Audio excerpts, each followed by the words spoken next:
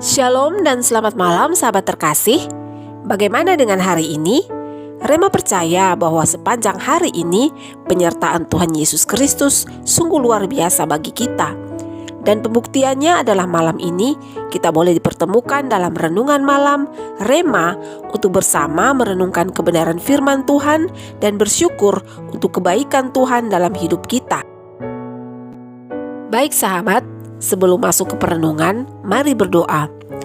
Bapa, di dalam nama Yesus Kristus, kami bersyukur untuk kasih dan penyertaan-Mu yang sempurna dalam hidup ini. Terima kasih untuk hari ini, karena kami sudah diperkenankan untuk menikmati berkat-berkat-Mu semenjak kami bangun tidur pagi hari tadi hingga saat ini. Dan bagian berkat yang akan kami nikmati saat ini adalah firman-Mu. Berikanlah kami hikmat ilahi-Mu ya Bapa, sehingga setelah kami merenungkan firman-Mu, kami memahami dan melakukannya dalam hari-hari hidup yang masih Engkau karuniakan bagi kami.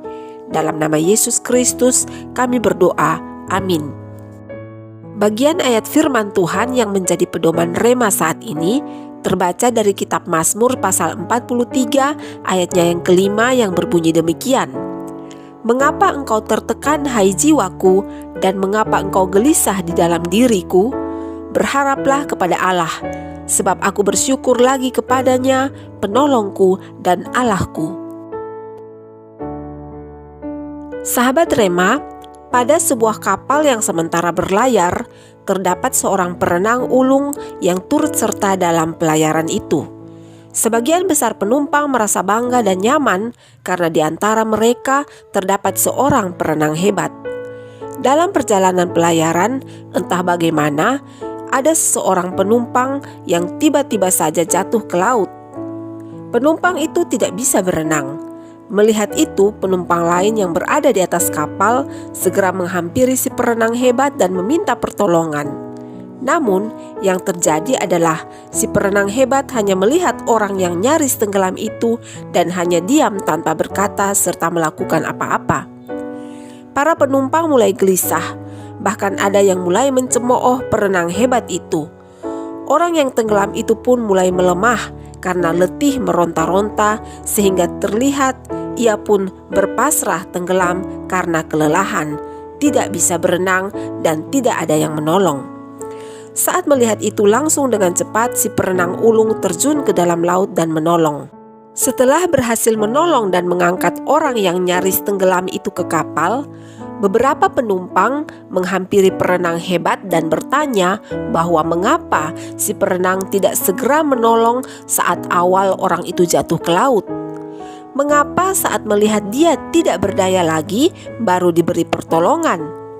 Si perenang hebat menjawab, "Jika saya menolong pada waktu dia berontak, itu akan sangat berbahaya. Kemungkinan ia akan memeluk saya dengan kuat, sehingga bukan saja saya tidak dapat menyelamatkan dia, tetapi saya juga akan ikut tenggelam bersama-sama dengan dia. Jadi, saya biarkan dia melemah dulu agar saya lebih mudah untuk menolongnya." Sahabat, dalam hukum fisika menyatakan bahwa tekanan berbanding lurus dengan gaya, yang dalam bahasa sederhana bisa dikatakan banyaknya tekanan tergantung dari banyaknya gaya. Seperti orang yang terjatuh di laut, dalam cerita tadi, semakin banyak dia berontak untuk selamat, maka dia semakin tertekan. Dalam hidup ini, siapa saja bisa berpotensi untuk tertekan. Tetapi dalam tekanan itu, seharusnya kita bisa menguasai diri dengan melatih diri kita untuk tetap kuat, agar tidak terjebak dalam tekanan hidup. Orang yang jatuh ke dalam laut dalam cerita tadi jelas tertekan, bahkan sangat tertekan karena dia mempunyai masalah yang sangat besar, yaitu tidak bisa berenang. Sahabat Rema, jika menghadapi masalah yang tentunya akan menghasilkan tekanan, maka hal utama yang harus dilakukan adalah tenang. Karena dalam ketenangan kita akan mendapatkan kekuatan agar bisa terlepas dari tekanan. Dalam kitab Yesaya 30 ayat 15 ada tertulis, "Dalam tinggal tenang dan percaya terletak kekuatanmu." Dengan ketenangan, maka kita bisa berpikir jernih untuk mencari dan menemukan solusi agar bisa terbebas dari tekanan hidup. Namun, ada satu hal yang tidak boleh dilupakan, bahwa selain tenang, kita juga harus ada sesuatu cara yang bisa membantu kita untuk keluar dari tekanan. Dan cara yang paling ampuh adalah percaya dan berharap sepenuhnya hanya kepada Yesus Kristus. Mengapa harus percaya kepada Yesus Kristus? Jawabannya, karena hanya Yesus Kristus sajalah satu-satunya yang sudah pernah mengalami dan melewati semua tekanan kehidupan, bahkan yang paling berat dan paling besar. Jadi sahabat, cara paling ampuh jika ada dalam tekanan yaitu jangan berontak, tetaplah tenang dan berpasrah sepenuhnya hanya kepada Yesus Kristus. Seperti Paulus yang berkata, "Jika aku lemah, maka aku kuat." Secara fisik jasmani memang mengalami kelemahan, tetapi secara jiwa atau rohani kuat, karena kekuatan itu berasal dari satu-satunya sumber kekuatan yang sejati, yaitu Yesus Kristus. Sahabat, hidup ini ibarat sekolah, dan yang menjadi bahan ujian untuk naik kelas adalah tantangan dan tekanan kehidupan. Dalam menghadapi ujian tersebut, kita tidak perlu ribut atau berontak, karena kemungkinan besar kita tidak akan bisa menyelesaikan ujian itu.